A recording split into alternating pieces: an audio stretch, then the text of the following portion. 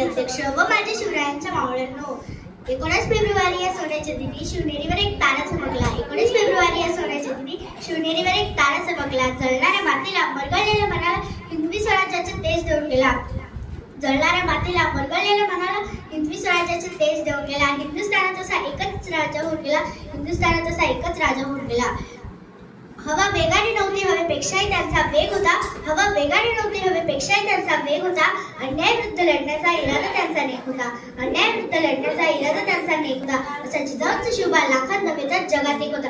असा जिजाऊंचा शिवबा लाखात नव्हे तर जगात एक होता.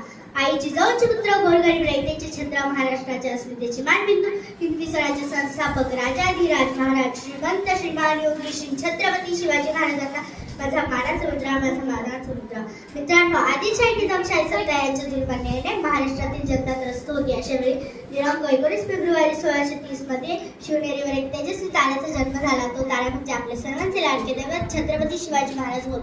शिवरायांच्या वडिलांचे नाव शहाजी राजे तर आईचे नाव जिजामाता. आई जिजाऊ बाल शिवाला रामकृष्णाच्या गोष्टी सांगत जिजाऊंच्या संस्कारांनी शिवराय घडत होते. त्याचबरोबर तलवारबाजी, घोडेस्वारी देखील शिकत होते. मावळ्यांना सोबतीला घेऊन शिवरायांनी रायरेश्वराच्या मंदिरात स्वराज्य स्थापनेची प्रतिज्ञा घेतली.